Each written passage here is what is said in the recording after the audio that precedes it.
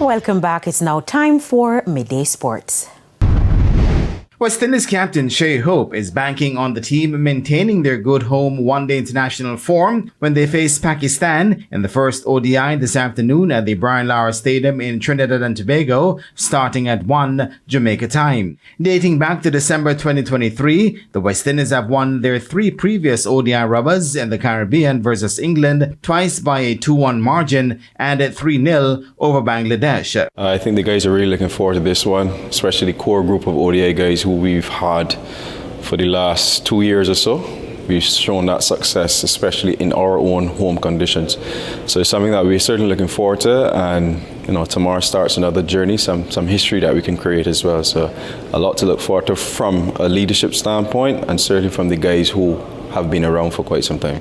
The West Indies are currently ranked 10th in ODIs, while Pakistan, who will welcome back batting stalwarts Babar Azam and Mohammad Rizwan, are ranked 4th. The Windies captain is hoping his batting group, led by himself and Casey Carty, as well as Sherfain Rutherford, can maintain their 50-over form and be key players in these matches in the Twin Island Republic. We're very quick to cry down our own in the Caribbean, so it's great to see the way Rutherford has been very consistent. I think he scored 5 or 6 consecutive 50-plus scores over a period of time. KC, who pretty much averages 50 in ODI cricket as well, and he's been showing that constant progression. And then we're getting a lot more starts from the openers. Evan came back in, showcased his skill and class. Brandon doing his thing at the top. So I think our top 6, we've been providing that stability that we've been seeking for a little bit of time. So it's just for us to continue, learning, growing as a batting group. Pakistan and the West Indies have faced each other in 137 matches in ODIs.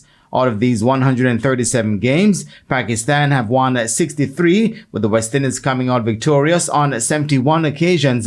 3 matches ended in a tie. Jamaica will battle Trinidad and Tobago in League B semi-finals of the CONCACAF Under-15 Boys Championship in Aruba this afternoon. Match time is at 3 p.m. The young Jamaicans clipped Curaçao 1-0 on Tuesday to end the group stage with a 100% win record. They ended the group stage with 7 goals scored, equaling the highest number of goals the country has scored in this phase of the tournament, with the last being in 2013 in the Cayman Islands. Puerto Rico and Guatemala will meet in the other League B semi-final.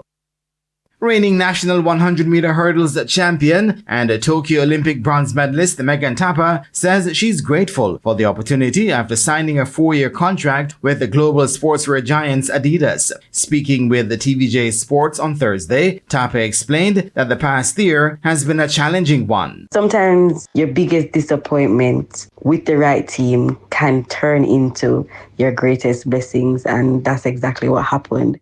The 31-year-old sprint hurdler has been in scintillating form this season, producing a lifetime best at 12.34 seconds to win her 4th national title at the Jamaican Championships in June. She previously won the national crown in 2016, 2021, and 2023. And that is it for your Midday Sports Roundup, and I am Jermaine Brown.